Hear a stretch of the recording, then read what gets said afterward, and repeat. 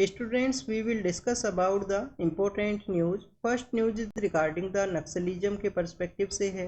Students, नक्सल movement से related जो 9 persons हैं उनको एलिमिनेट किया गया है हमारी सिक्योरिटी फोर्सेज के द्वारा। सिक्योरिटी फोर्सेज के द्वारा इस ऑपरेशन को कैरी आउट किया गया। छत्तीसगढ़ का जो सदर्न पार्ट है वहाँ पे सिचुएटेड है दंतेवाड़ा एंड बीजापुर का एरिया, जहाँ पे इस ऑपरेशन को कैरी आउट किया गया है। स्टूडेंट्स, अगर हम डिस्कस करें नक्सलिज्म के पर्सपेक्टिव से तो आप देखिए कि हमारे जो मिनिस्टर ऑफ होम अफेयर्स हैं उनके द्वारा एक स्टेटमेंट है वो इश्यू किया गया था। बेसिकली उनके द्वारा जो टाइम पीरियड है वो बताया गया है कि 2026 का जो ईयर है, जब तक जो नक्सलिज्म है उसको एलिमिनेट कर दिया जाएगा हमारी सिक्योरिटी फोर्सेज के द्वारा। क्या आप देखिए कि जो नक्सल मूवमेंट से रिलेटेड जो पर्सनस हैं उनको मेन स्ट्रीम के अंदर भी ऐड किया जाएगा अगर उनके द्वारा रिहेबिलिटेशन का जो प्लान है उसको चूज किया जाता है जो गवर्नमेंट के द्वारा सजेस्ट किया गया है। स्टूडेंट्स, अगर हम डिस्कस करें नक्सल मूवमेंट के पर्सपेक्टिव से तो आप देखिए कि जो नक्सल मूवमेंट का जो ओरिजिन है वो आपको सोशियो इकोनॉमिक जो कंडीशंस हैं, सोशियो इकोनॉमिक कंडीशंस के अलावा कुछ ऐसे कोर इश्यूज हैं जैसे कि जो हमारा ज़मीन का जो इश्यू है, लैंड का जो इश्यू है, वो आपको कोर इश्यू देखने के लिए मिलेगा इस मूवमेंट के बिहाइंड के अंदर में। इसके अलावा आप देखिए कि ज़मीन के अलावा जो जंगल है, जो फॉरेस्ट है, वो भी आपको यहाँ पे कोर इश्यू है वो देखने के लिए मिलता है नक्सल मूवमेंट के पर्सपेक्टिव से। इसके अलावा हमारे जो इंस्टीट्यूशंस हैं उनका जो सेंसिटिव वे में ना होना ट्राइबल एरियाज़ के अंदर में। आप देखिए कि हमारी जो सोशियो इकोनॉमिक कंडीशंस हैं उनके द्वारा भी रोल है वो प्ले किया गया है उन एरियाज़ के अंदर में। स्टूडेंट्स, 1967 के समय में आप देखिए कि जो ज़मींदारी जो सिस्टम है, लैंड का जो रीडिस्ट्रीब्यूशन है, उसी के रिगार्डिंग में जो मूवमेंट है वो स्टार्ट होता है वेस्ट बंगाल के। वहाँ पे एक जगह है नक्सलबारी।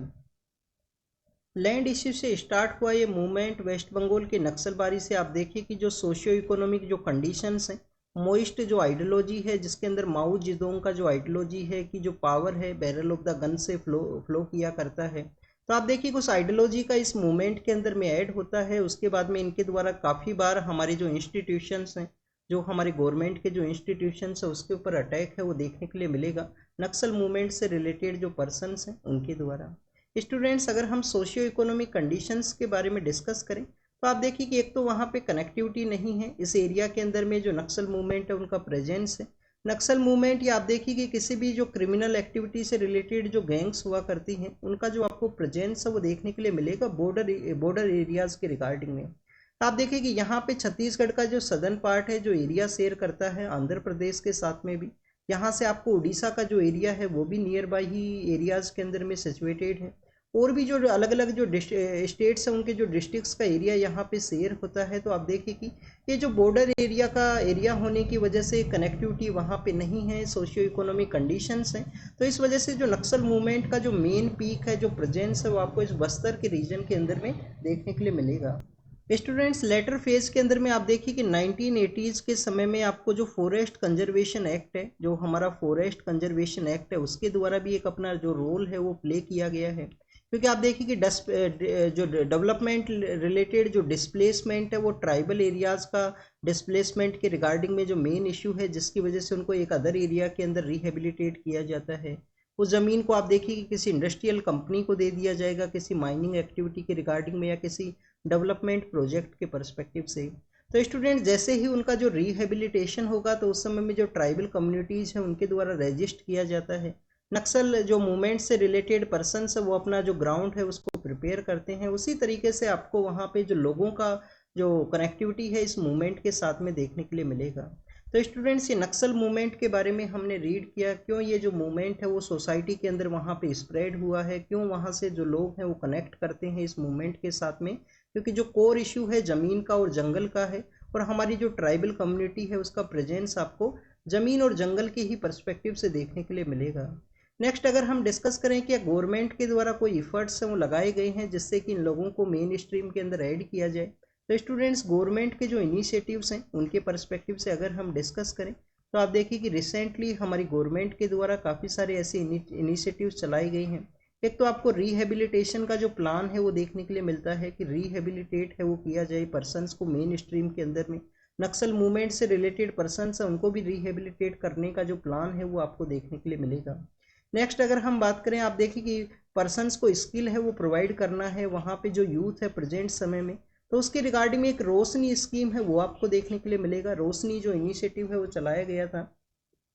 हमारे जो लेस डेवलप्ड डिस्ट्रिक्ट्स हैं उसके रिगार्डिंग में आप देखिए कि एस्पिरेशनल जो डिस्ट्रिक्ट प्रोग्राम है वो आपको देखने के लिए मिलता है। एस्पिरेशनल वो डिस्ट्रिक्ट ऐसे डिस्ट्रिक्ट्स हैं जो बेसिकली मेन जो इंडिकेटर्स उनको फुलफिल नहीं कर पाते हैं, तो उन मेन इंडिकेटर्स की रिगार्डिंग में जो लिटिल बिट एक्स्ट्रा इफर्ट्स है वो लगाया जाएगा उन डिस्ट्रिक्ट्स के वहाँ पे। तो स्टूडेंट्स एस्पिरेशनल डिस्ट्रिक्ट प्रोग्राम हुआ, रिहेबिलिटेशन का प्लान हुआ। स्किल के रिगार्डिंग में आप देखिए कि रोशनी इनिशिएटिव को लेफ्ट विंग एक्सट्रीमिज्म से जो अफेक्टेड एरियाज हैं उसके लिए चलाया गया है। समाधान नाम का जो स्ट्रेटजी है वो भी आपको देखने के लिए मिलेगा। स्टूडेंट समाधान जो स्ट्रेटजी है वो गवर्नमेंट के द्वारा चलाया गया था। और आप देखिए कि एक स्मार्ट पुलिस का जो कॉन्सेप्ट है वो भी आपको देखने के लिए मिलता है। स्मार्ट पुलिस का जो कॉन्सेप्ट है वो क्या है, एस में बेसिकली हमारे पीएम सर के द्वारा सजेस्ट किया गया था। एस का जो मीनिंग है वो सेंसिटिविटी है, कि हमारी जो पुलिस ऑफिसर्स हैं जिनके द्वारा हमारा जो इंटरनल लॉ एंड ऑर्डर है उसको मेंटेन किया जाता है, तो बेसिकली वो सेंसिटिव होने चाहिए लोगों का जो प्रॉब्लम्स है उसके रिगार्डिंग में कम्प्लीटली। आप देखिए कि उनका जो इस तरीके से बिहेवियर ना हो कि लोगों की जो प्रॉब्लम्स है उनको सोल्व ना करते हुए अपना जो पुलिस का जो स्टेट है या पुलिस का जो फोर्स है उसको यूज़ किया जाए पीपल्स के अगेंस्ट में। तो स्टूडेंट्स ये स्मार्ट पुलिस का कॉन्सेप्ट है, समाधान स्ट्रेटजी है, रोशनी है, रिहेबिलिटेशन प्रोग्राम है, एस्पिरेशनल डिस्ट्रिक्ट प्रोग्राम है, इन सबको चलाया गया। इसके अलावा अगर हम सिक्योरिटी के पर्सपेक्टिव से डिस्कस करें तो काफ़ी सारे स्टेट्स के द्वारा अपना एक स्पेशल जो फोर्सेज हैं, जो डिफरेंट फोर्सेज है जिनके द्वारा नक्सल मूवमेंट को डील किया जा सके, उसके रिगार्डिंग में भी सेटअप किया गया था। जैसे कि आप देखिए कि 1989 के समय में काफ़ी बार हम जब रीड करते हैं नक्सल मूवमेंट के पर्सपेक्टिव से, तो आपने ग्रे हाउंड नाम का एक फोर्स है उसके बारे में सुना होगा। ग्रे हाउंड कहाँ पे है? ग्रे हाउंड आपको आंध्र प्रदेश के अंदर देखने के लिए मिलेगा। स्टूडेंट्स आंध्र प्रदेश का भी आप देखिए कि वेस्ट गोदावरी का जो एरिया है, श्रीकाकुलम का जो एरिया है, ये कुछ ऐसे डिस्ट्रिक्ट्स हैं जो नक्सल अफेक्टेड हैं। वहाँ पे भी नक्सलिज्म का जो प्रेजेंस है वो आपको देखने के लिए मिलेगा। उड़ीसा के अंदर भी है। बेसिकली 2008 के समय में हमारे उस समय जो पीएम सर हैं उनके द्वारा कहा गया था इसको इंडिया का बिगेस्ट इंटरनल थ्रेट, हमारा जो इंटरनल सिक्योरिटी है जो कि आपका जीएस पेपर 3 के पर्सपेक्टिव से भी इम्पोर्टेंट है, तो इंटरनल सिक्योरिटी का बिगेस्ट थ्रेट है वो बताया गया है नक्सल जो मूवमेंट है उसे। और आप देखिए कि उनके द्वारा काफ़ी सारे इनिशिएटिव्स हैं उस समय चलाए गए थे कि एक रेड कॉरिडोर एरिया है वो भी यहाँ पे मेंशन आपको देखने के लिए मिलेगा। रेड कॉरिडोर एरिया क्या है? ऐसे जो डिस्ट्रिक्ट्स जहाँ पे नक्सल अफेक्टेड एरियाज हैं, जैसे कि छत्तीसगढ़ के अंदर में हमने बस्तर के रीजन के बारे में रीड किया, दंतेवाड़ा है, बीजापुर का एरिया है।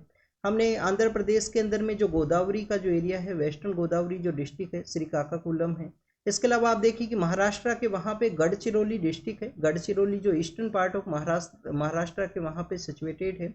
तो वहाँ पे आपको जो नक्सल मूवमेंट है, नक्सल मूवमेंट का जो कैडर है उसका प्रेजेंस आपको देखने के लिए मिलता है। तो ये रेड कॉरिडोर है, इन सब को एलिमिनेट करने के लिए आंध्र प्रदेश के द्वारा ग्रे हाउंड नाम का जो फोर्स है उसको बनाया गया था। एक आईपीएस ऑफिसर हुआ करते हैं के एस व्यास सर हैं। जैसे कि आप देखिए कि पंजाब के अंदर जब इंसर्जेंसी का जो समय था तो उसको केपीएस गिल के द्वारा जिस तरीके से अपना एक इम्पोर्टेंट रोल प्ले किया गया था उसको एलिमिनेट करने के रिगार्डिंग में 80s एंड 90s के समय में, वैसे ही के.एस. व्यास सर के द्वारा ग्रे हाउंड है उसको सेटअप किया गया 1989 के समय में।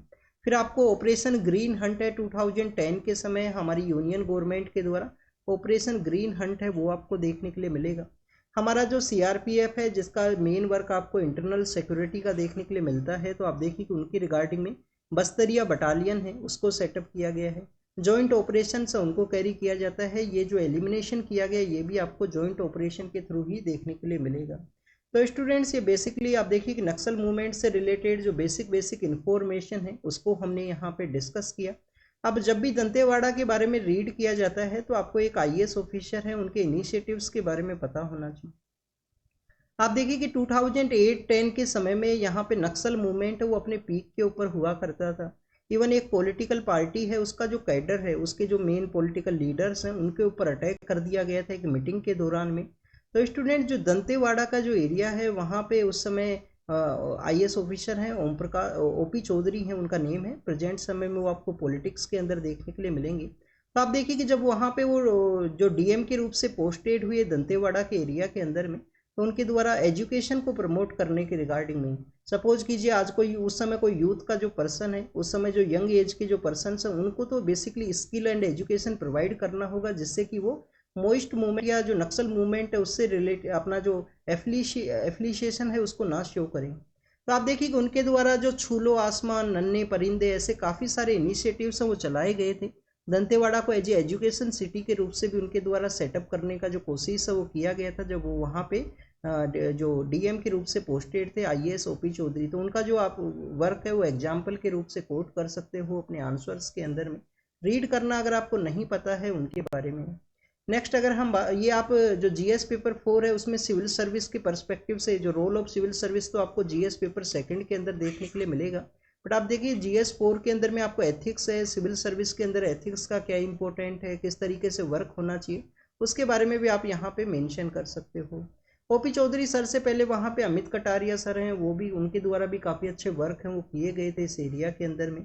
नेक्स्ट अगर हम डिस्कस करें बंगाल गवर्नमेंट के बारे में है, तो वेस्ट बंगाल गवर्नमेंट के द्वारा एक बिल है उसको प्रपोज किया गया है लेजिस्लेटिव असेंबली के अंदर में, कि जो रेपिस्ट है, जिनके द्वारा गैंग रेप है या वुमेन के अगेंस्ट में कोई भी एट्रोसिटीज़ है, क्राइम है, हरेसमेंट है, सेक्सुअल अब्यूज़ है, इस तरीके का एक्टिविटी किया गया है, तो उनका जो पनिशमेंट यहाँ पे इंक्रीज किया गया है, पनिशमेंट है उनको यहाँ पे इंक्रीज किया गया है, जिसके अंदर में आपको कैपिटल पनिशमेंट है वो रेपिस्ट के पर्सपेक्टिव से देखने के लिए मिलेगा।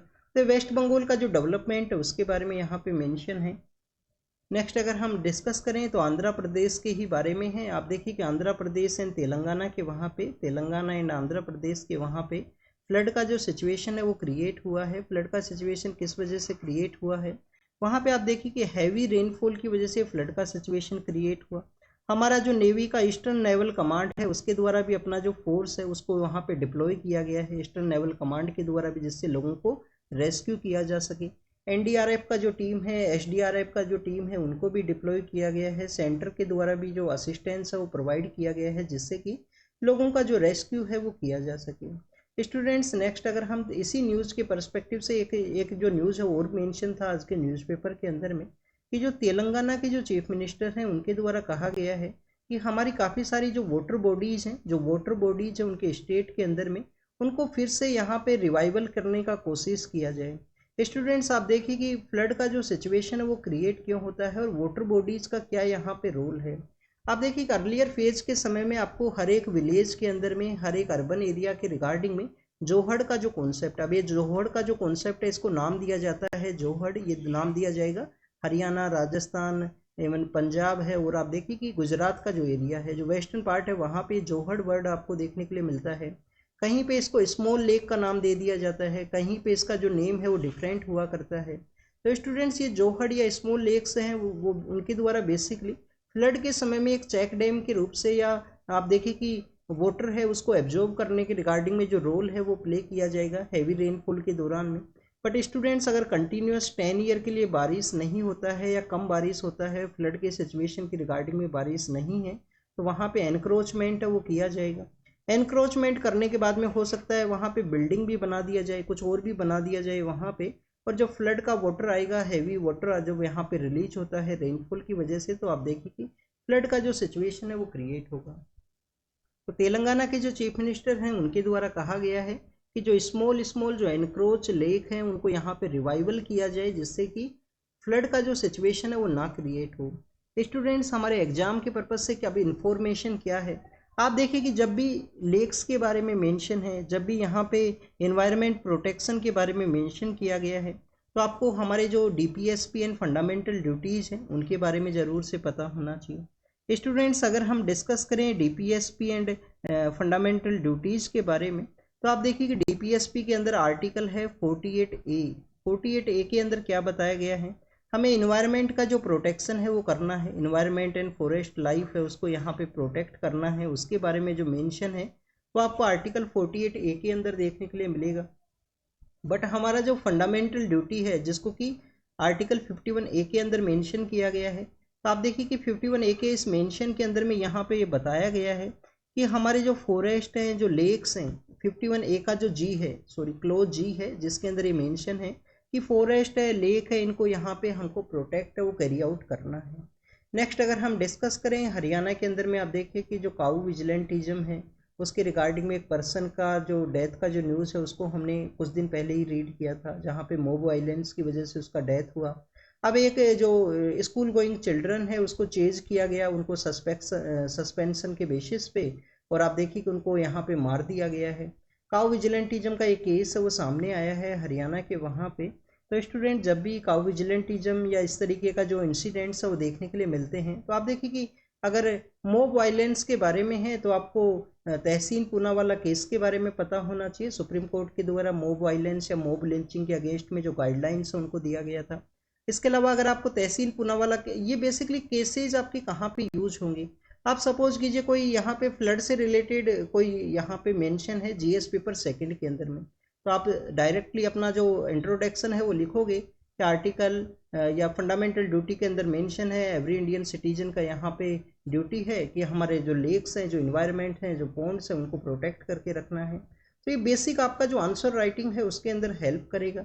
सपोज कीजिए कोई मॉब वायलेंस के रिगार्डिंग में क्वेश्चन है, तो मॉब वायलेंस के रिगार्डिंग में आप तहसीन पूनावाला केस है उसको आप अपना जो कंक्लूजन है उसके अंदर मेंशन कर सकते हो कि दो the supreme court also mention that mob lynching है उसको एलिमिनेट करना है, उसका जो गाइडलाइन है उसको तहसीन पूनावाला केस के अंदर दिया गया है और अथॉरिटीज़ को उन गाइडलाइंस को इम्प्लीमेंट करने का ज़रूरत है। नेक्स्ट अगर हम डिस्कस करें तो काउ विजिलेंटिज्म के बारे में है, तो आप देखिए कि डीपीएसपी का जो आर्टिकल है वो आपको पता होना चाहिए, आर्टिकल 48। यहाँ पे 48A है जिसको कि 42nd कॉन्स्टिट्यूशन अमेंडमेंट एक्ट के थ्रू ऐड किया गया था, इन्वायरमेंट प्रोटेक्शन एंड फॉरेस्ट का जो हमारा फॉरेस्ट का जो प्रोटेक्ट के बारे में।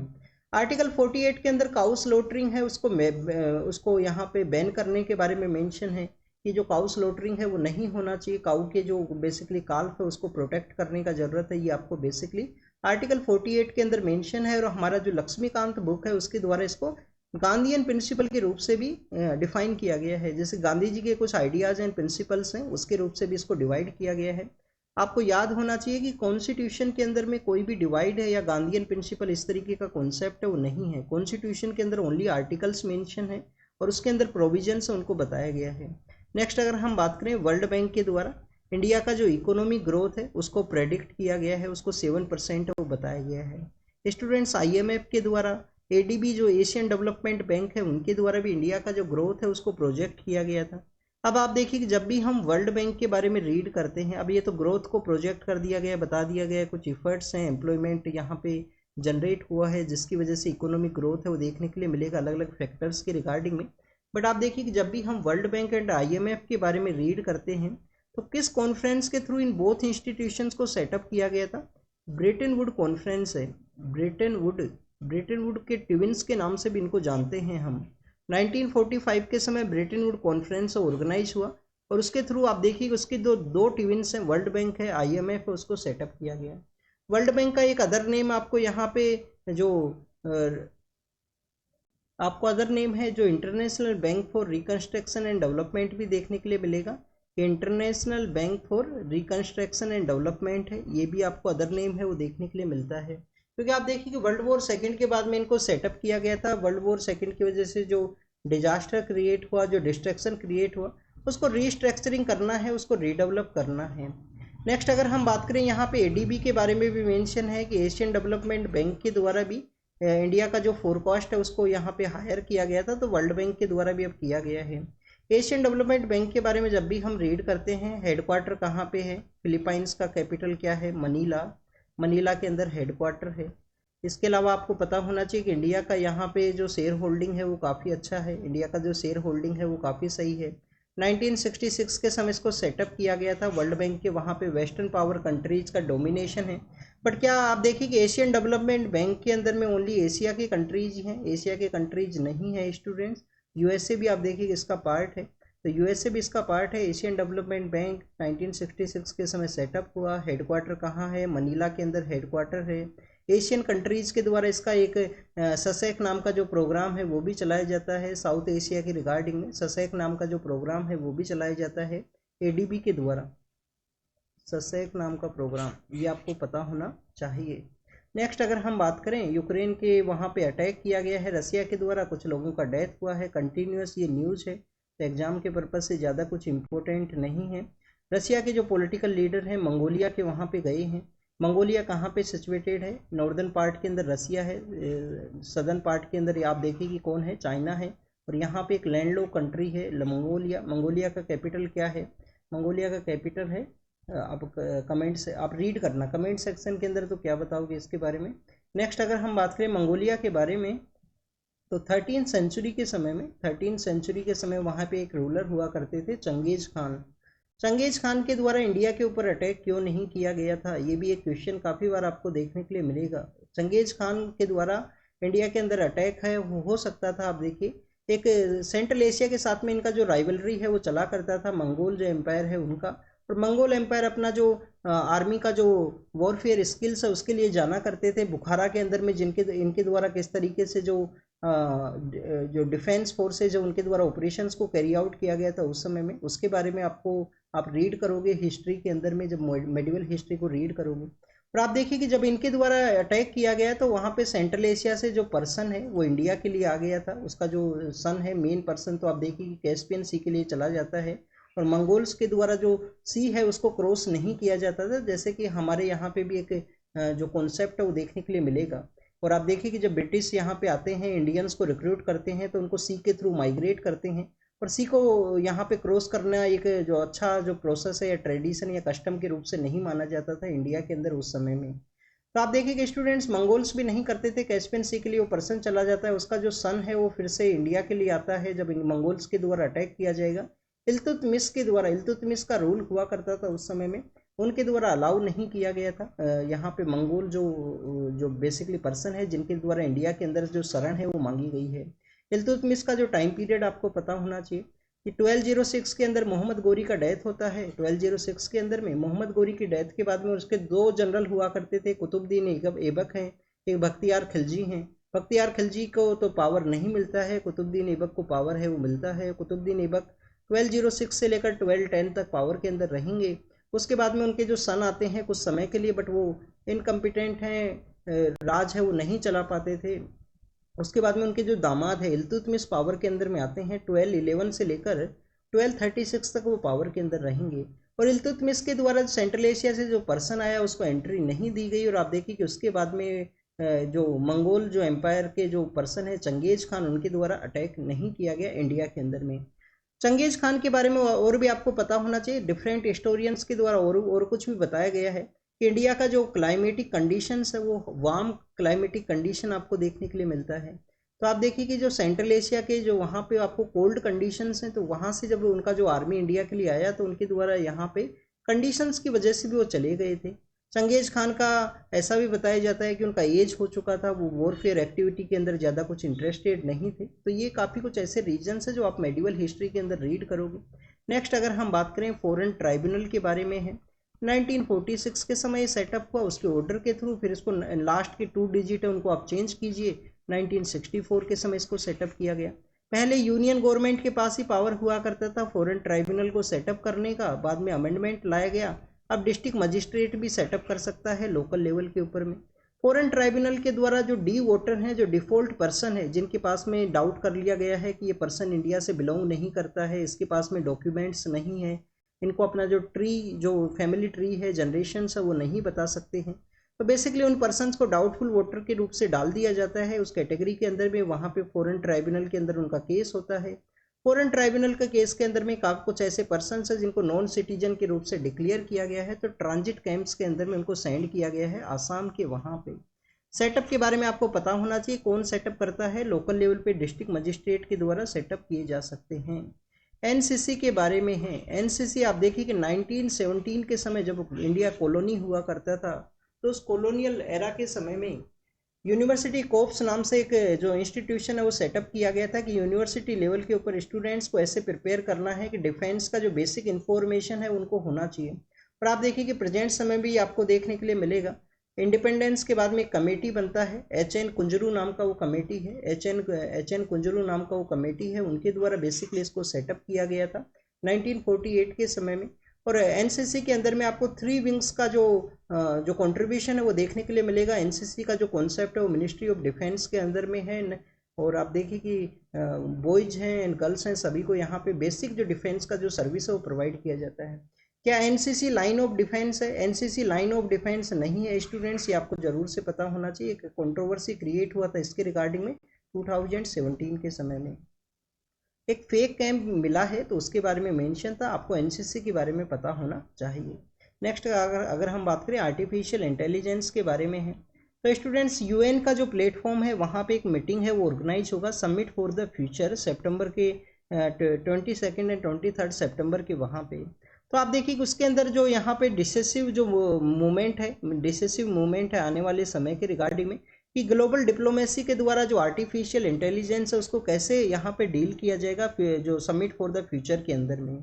स्टूडेंट्स अगर हम बात करें यूएन का जो प्लेटफॉर्म है, तो यूएन के प्लेटफॉर्म के वहाँ पे आपको जो ग्लोबल डिजिटल जो कॉम्पैक्ट है वो देखने के लिए मिलता है।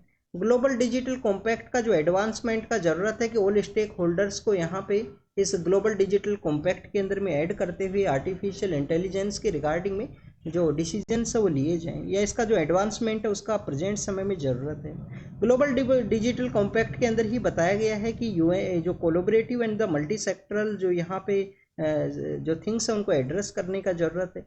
प्रेजेंट समय में हमारे यहाँ पे डिजिटल डिवाइड भी है और एसडीजी गोल्स हैं उसके एडवांसमेंट का भी ज़रूरत है, जिससे कि इन सभी सेक्टर्स को भी ऐड किया जाए ग्लोबल डिजिटल कॉम्पैक्ट के अंदर में, एसडीजी गोल्स के अंदर भी ये टारगेट्स हैं वो ऐड किए जाएंगे। नेक्स्ट अगर हम बात करें स्टूडेंट्स, अभी रिसेंटली आप देखिए कि हमारा जो यूनाइटेड नेशन जनरल असेंबली है वहाँ पे यहाँ पे जो आर्टिफिशियल इंटेलिजेंस के रिगार्डिंग में जो प्रोपोजल्स हैं जिनको कि अडोप्ट किया गया है, एक आपको यूएस से रिलेटेड देखने के लिए मिलता है। यूएस के द्वारा बताया गया है कि आर्टिफिशियल इंटेलिजेंस का जो सेफ सिक्योर यहाँ पे ह्यूमैनिटेरियन पर्सपेक्टिव से जो यूज है वो होना चाहिए, कोई भी मिस यूज है वो नहीं होना चाहिए। तो यूएस का जो रिजोल्यूशन है वो है यहाँ पे सेफ सिक्योर एंड इसका ह्यूमैनिटेरियन यूज के रिगार्डिंग में। बट आप देखिए कि सेकंड आपको जो रिजोल्यूशन है वो चाइना के पर्सपेक्टिव से उनके द्वारा कहा गया है कि इसका जो इकोनॉमिक कोऑपरेशन के रिगार्डिंग में या आर्टिफिशियल इंटेलिजेंस के रिगार्डिंग में जो कोऑपरेशन है उसको किस तरीके से सेटअप करना है उसका वो रिजोल्यूशन है। इंडिया के स्टैंड के बारे में डिस्कशन है। इंडिया के स्टैंड के बारे में आप देखिए कि इंडिया में जब G20 का मीटिंग हुआ था तो global alliance for the artificial intelligence है उसके रिगार्डिंग में इंडिया का जो प्रपोजल है वो आपको देखने के लिए मिलेगा। इंडिया के द्वारा आर्टिफिशियल इंटेलिजेंस के रिगार्डिंग में ग्लोबल साउथ का भी लीडर है, तो ग्लोबल साउथ के अंदर जो डिजिटल डिवाइड है, इंटरनेट का जो कनेक्टिविटी नहीं है, डिजिटल इंफ्रास्ट्रक्चर नहीं है, उसके रिगार्डिंग में भी जो कंसर्न्स है उनको रेज करने का यहाँ पे ज़रूरत है। इंडिया के द्वारा UDHR है, universal declaration of human right है, SDG गोल्स है, उनको ध्यान में रखते हुए global partnership for artificial intelligence है उसको यहाँ पे सेटअप करना है।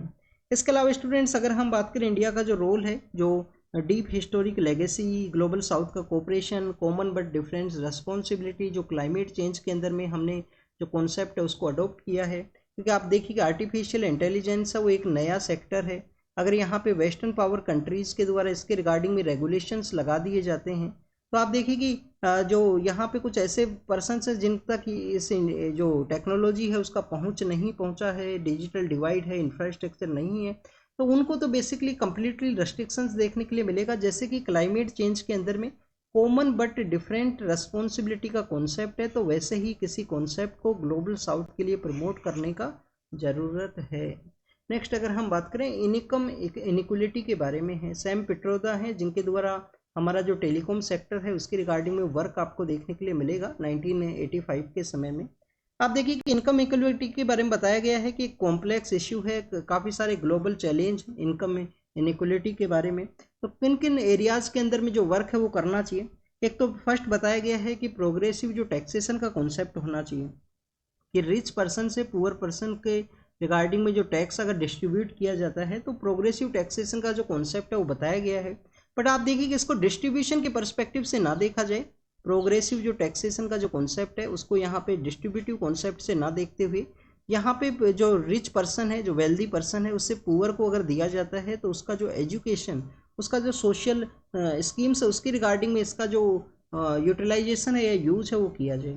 एजुकेशन एंड स्किल को यहाँ पे डेवलप करने का ज़रूरत है। एजुकेशन स्किल मोस्ट इंपॉर्टेंट है, अगर आपको यहाँ पे किसी भी विशेष साइकिल से बाहर निकलना है, एजुकेशन तो मोस्ट इम्पोर्टेंट है। और आप देखिए कि एजुकेशन के अलावा जो स्किल है वो भी इम्पोर्टेंट है, अगर आपको यहाँ पे जो बेटर लेवल के अंदर जो लाइफ है उसको जीना है, जो सोर्स ऑफ इनकम है उसको यहाँ पे सिक्योर करना है, तो उसके रिगार्डिंग में। थर्ड अगर हम डिस्कस करें फेयर लेबर लॉज के बारे में है कि हमारे जो लेबर लॉज हैं सेफ एंड सिक्योर होने चाहिए वर्कर्स के रिगार्डिंग में, मिनिमम वेज का जो कॉन्सेप्ट है वो होना चाहिए, इन्वेस्टमेंट होना चाहिए इंफ्रास्ट्रक्चर के रिगार्डिंग में, और इनके द्वारा जो सुपर रिच के द्वारा जो कंट्रीब्यूशन है उसके बारे में भी डिस्कस किया गया है, जैसे कि जो बिल गेट्स हैं, वारेन बफेट है, उनके द्वारा जो कंट्रीब्यूट किया जाता है, और उनके द्वारा एक मूवमेंट भी है गिविंग प्लेज के बारे में। गिविंग प्लेज का जो मूवमेंट है वो क्या है कि जो रिच पर्सन है उनके द्वारा पुअर्स को डिफरेंट डिफरेंट वेज के अंदर में जो असिस्टेंस है वो प्रोवाइड किया जाता है। और स्टूडेंट्स यहाँ पे गिविंग प्लेज के अलावा आप देखिए गांधीयन मॉडल है जो डिसेंट्रलाइजेशन के प्रोसेस के बारे में, उसके बारे में यहाँ पे डिस्कस किया गया कि इन सेक्टर्स को अगर इंडिया के द्वारा ध्यान दिया जाता है तो इनकम इनइक्वलिटी है उस चैलेंज को हम एलिमिनेट कर सकते हैं। तो बेसिकली स्टूडेंट्स कौन कौन से हैं, प्रोग्रेसिव टैक्सेशन के बारे में है। प्रोग्रेसिव टैक्सेशन क्या है कि वेल्दी जो पर्सन है उनसे टैक्स लिया जाए या उनसे इनकम का जो रीडिस्ट्रीब्यूशन किया जाए, और रीडिस्ट्रीब्यूशन इस तरीके से नहीं है कि पुअर को डायरेक्टली मनी दे दिया गया, उनको कुछ स्कीम्स के थ्रू यहाँ पे बेनिफिट है वो प्रोवाइड किया जाए। प्रोग्रेसिव टैक्सेशन के बाद में सेकंड क्या है कि पर्सनस को स्किल होना चाहिए, एजुकेशन होना चाहिए, तो स्किल और एजुकेशन काफ़ी अच्छे से प्रमोट करना है उनकी सेफ एंड सिक्योर लाइफ के रिगार्डिंग में। थर्ड आप देखिए कि क्या है यहाँ पे कि लेबर लॉज अच्छे से होने चाहिए, अगर वो वर्क करते हैं तो उनको मिनिमम इनकम होना चाहिए, safe and secure working conditions होना चाहिए, तो उन सभी के बारे में मेंशन है। फोर्थ क्या है कि हमारे कंट्री को इंफ्रास्ट्रक्चर के अंदर इन्वेस्टमेंट करने का ज़रूरत है, जिससे कि एम्प्लॉयमेंट भी जनरेट होगा, कंट्री के अंदर कनेक्टिविटी है, बहुत सारे जो एरियाज है उसके अंदर वो हेल्प को प्रोवाइड करेगा। नेक्स्ट अगर हम बात करें सुपर रिच से जो वॉलेंट्री बेसिस पे जो शेयरिंग इज केयरिंग का जो कॉन्सेप्ट है उसको प्रमोट करने का ज़रूरत है कि यहाँ पे जो गिविंग प्लेज है उसको अडोप्ट किया जाए। नेक्स्ट अगर हम बात करें कॉर्पोरेट टैक्स के बारे में है, तो क्या आप देखिए कि जब कोविड का जब 19 का जब समय आता है उससे कुछ साल पहले यूएसए एंड इंडिया के द्वारा कॉर्पोरेट टैक्स है उसको रिड्यूस किया गया था। और कॉर्पोरेट टैक्स को रिड्यूस करते हुए इस तरीके से जो आपको वर्किंग है वो देखने के लिए मिलेगा कि इससे जो एम्प्लॉयमेंट है वो जनरेट होगा, जो एम्प्लॉयज़ हैं उनका जो लाइफ है वो उसके जो वेज रेट हैं वो इंक्रीज होंगे। तो क्या स्टूडेंट्स इसकी वजह से वेज के ऊपर इम्पैक्ट हुआ है, बट आप देखिए कि कोविड-19 की वजह से जो डिस्टर्बेंस क्रिएट हुआ, तो इन डिसीजंस का जो बेसिक जो आउटकम क्या रहा उसको हम एनालिसिस से वो नहीं कर सकते हैं, बट उसके बाद में भी बताया गया है कि कुछ वेज के अंदर में जो इम्प्रूवमेंट है वो देखने के लिए मिला है, कुछ डिफरेंट एरियाज़ के बारे में यहाँ पे डिस्कशन है। तो बेसिकली कट पेंडेमिक से पहले कुछ कट किया गया था, यूएस के अंदर में 35% कॉर्पोरेट टैक्स हुआ करता था, उनके द्वारा 21 कर दिया गया था। इंडिया के द्वारा 2 कैटेगरी के अंदर किया गया था, कोई एग्जिस्टिंग कंपनी है तो उनका 30% जो कॉर्पोरेट टैक्स है उसको 22 कर दिया गया, और न्यू कंपनी अगर कोई सेटअप होता है तो 25 से 15% जो यहाँ पे कॉर्पोरेट टैक्स है वो किया गया। तो स्टूडेंट्स वेज का जो फॉलन है वो हुआ था कोविड के डिस्टर्बेंस की वजह से। तो आप देखिए कि यहाँ पे कॉर्पोरेट सेक्टर जो टैक्सेशन के डोमेन से इंडिविजुअल पर्सन को यहाँ पे टैक्सेशन का जो डोमेन है उसके अंदर में एंटर किया गया है, और 1 लाख करोड़ का जो टैक्स रिवेन्यू का जो लॉस है वो कंट्रीज को हुआ था इस कॉर्पोरेट टैक्स के रिगार्डिंग में। तो ये कुछ उसके रिगार्डिंग में इंफॉर्मेशन था। गूगल की मोनोपोली के बारे में है। स्टूडेंट जब भी हम इंटरनेट के बारे में रीड करते हैं, सर्च के बारे में रीड करते हैं, तो हम गूगल का एक इंजन है जिसको कि हम गूगल सर्च इंजन के नाम से जानते हैं। गूगल का जो इंजन है सर्च इंजन उसी को मैक्सिमम यूज किया जाता है। तो गूगल कंपनी मार्केट के अंदर में आप देखिए कि इस टेक्नोलॉजी या इंफॉर्मेशन टेक्नोलॉजी के इस सेक्टर के अंदर में ओनली कंपनी है जिसका डोमिनेशन है, क्योंकि 90% इनके द्वारा जो गूगल सर्च इंजन है उसी के द्वारा जो वर्क है उसको कैरी आउट किया गया है। गूगल के द्वारा अपना जो एडवर्टाइजमेंट प्रोसेस है उसके थ्रू आप देखिए कि जो मोबाइल जो मैन्युफैक्चरिंग कंपनीज हैं, जो लैपटॉप मैन्युफैक्चरिंग कंपनीज हैं, उनको जो मनी है वो दिया जाता है, जिससे कि जो सर्च इंजन है वो डिफ़ॉल्ट वे में गूगल का ही जो सर्च इंजन है वो ऐड किया जाए। स्टूडेंट्स और भी काफ़ी सारे सर्च इंजन्स हैं, तो यहाँ पे मार्केट का जो मोनोपोली है उसके रिगार्डिंग में भी यूएस के अंदर जजमेंट दिया गया था कि गूगल के ऊपर कुछ बैन है वो लगाया गया था, कि अक्यूज्ड माना गया था कि उनके द्वारा इलीगल जो मोनोपोली है उसको अडोप्ट किया गया है। बट केस के अंदर में आप देखिए कि यूएस के वहाँ पे यूएस का जो डिपार्टमेंट ऑफ जस्टिस है उसके द्वारा ये भी माना गया कि जो गूगल है वो ओनली कंपनी है, और किसी भी मार्केट के अंदर अगर आपका 90% डोमिनेशन है तो आपका जो इस तरीके का जो मोनोपोली है उसको एलिमिनेट करना काफ़ी ज़्यादा डिफ़िकल्ट है। तो ये मार्केट मोनोपोली के बारे में था, गूगल का जो सर्च इंजन का जो मार्केट मोनोपोली है उसके पर्सपेक्टिव से। जयपुर जो यूनेस्को हेरिटेज सिटी है, तो उसका जो हेरिटेज सिटी जो कोर एरिया है, जो जयपुर का जो एंशियंट समय का कोर एरिया है, तो आप देखिए कि उसको 100 करोड़ के आसपास कुछ मनी है वो वहाँ पे स्पेंड किया जाएगा, जिससे कि कोर एरिया जिसको कि हम परकोटा के नाम से भी जाना करते हैं, 1727 के समय स्वाई जयसिंह नाम के जो पर्सन है उनके द्वारा इसको सेटअप किया गया था। जयपुर सिटी अर्लियर फेज के अंदर आप देखिए कि आमेर नाम का एक जगह है जो कि फोर्ट एरिया है हिल के, वहाँ पे जयपुर आपको ग्राउंड के अंदर देखने के लिए मिलता है। नेक्स्ट अगर हम बात करें मणिपुर के अंदर जो अटैक हुआ तो सिक्योरिटी फोर्सेस के ऊपर जो लूट किया गया था एम्यूनेशन उसी को यूज किया गया है। ड्रोन अटैक जो है उसके अंदर में मणिपुर का जो गवर्नमेंट है उनके द्वारा एक कमेटी बनाया गया है जिसके द्वारा इस अटैक्स को यहाँ पे जांच किया जाएगा। हमारा जो डिफेंस के रिगार्डिंग में डिफेंस एक्विजिशन काउंसिल है, किसके द्वारा हेड की जाती है? Defence acquisition council minister of defence के द्वारा। तो उसके द्वारा आप देखिए कि डिफेंस के कुछ प्रपोजल्स हैं उसके रिगार्डिंग में यहाँ पे जो अप्रूवल है वो दिया गया है। नेटफ्लिक्स के अंदर एक OTT प्लेटफॉर्म है नेटफ्लिक्स, वहाँ पे आप देखिए कि एक मूवी एक वेब सीरीज है वो आया है IC-814। IC-814 क्या है? इंडिया का एक प्लेन है उसको हाईजैक कर लिया गया था। उसके अंदर टेररिस्ट के द्वारा कुछ कोड नेम्स रखे गए थे, तो कोड नेम्स के रिगार्डिंग में कंट्रोवर्सी क्रिएट हुआ है कि जो टेररिस्ट के द्वारा जो प्लेन्स के अंदर जो कोड नेम रखे गए थे उसके रिगार्डिंग में कुछ बताया नहीं गया सीरीज के अंदर में ओरिजिनल नेम उनके क्या हैं। तो उसी के रिगार्डिंग में कंट्रोवर्सी क्रिएट हुआ जिसका डिस्क्लेमर है वो नेटफ्लिक्स के द्वारा वेब सीरीज के अंदर ऐड किया गया है ministry of information and broadcasting के उस सम्मन की बात से। नेक्स्ट अगर हम डिस्कस करें तो स्टूडेंट्स यहाँ पे कोंगो के बारे में है। प्रिजन अटैक के अंदर में कुछ पर्सनस का डेथ हुआ है। कोंगो है यहाँ पे बेसिकली युगांडा के बारे में मेंशन है, अपोजिशन के लीडर के ऊपर अटैक किया गया। वेनेजुएला के वहाँ पे आप देखिए कि अपोजिशन के जो लीडर हैं उनको अरेस्ट ही कर लिया गया है। और नेक्स्ट आप देखिए कि टेलीग्राम के जो फाउंडर हैं उनके रिगार्डिंग में UN के द्वारा ह्यूमन राइट का जो वायलेशन है उसके रिगार्डिंग में बताया गया है। फ्रेंच के वहाँ पे टेलीग्राम के जो फाउंडर हैं उनको अरेस्ट कर लिया गया था। बांग्लादेश के अंदर जमात को अभी आप देखिए कि जो बैन है उसको हटा दिया गया है। फॉर्मर जो PM हैं उनके रिगार्डिंग में काफ़ी सारे केसेस थे उनको भी एक्विटल कर दिया गया है उन केसेस के पर्सपेक्टिव से। नेक्स्ट अगर हम बात करें मंगोलिया के विजिट के लिए गए हैं रसिया के जो पॉलिटिकल लीडर हैं, और आप देखिए कि इंटरनेशनल जो क्रिमिनल कोर्ट है उसका इनको बेसिकली जो अरेस्ट का जो नोटिस है वो भी है। तो ICC का जो वारंट है उसको बेसिकली साइड रखते हुए मंगोलिया के विजिट के लिए गए हैं। मंगोलिया यहाँ पे ICC का पार्ट भी है बट उनके द्वारा अरेस्ट है वो नहीं किया गया है। क्या इंडिया ICC का पार्ट है? इंटरनेशनल क्रिमिनल कोर्ट का पार्ट है? नहीं है। ICC का हेडक्वार्टर कहाँ है? रोम के वहाँ पे है। और आप देखिए कि इंटरनेशनल कोर्ट ऑफ जस्टिस का जो हेडक्वार्टर है वो भी रोम के वहाँ पे ही सिचुएटेड है। तो स्टूडेंट्स ये कुछ न्यूज़ हैं आज का हमारा जो न्यूज़पेपर है उससे रिलेटेड, आप इसको रीड कीजिए, रिवाइज कीजिए, जो भी इन्फॉर्मेशन आपको मिला है उसको नोट डाउन कीजिए। Thank you students, thank you very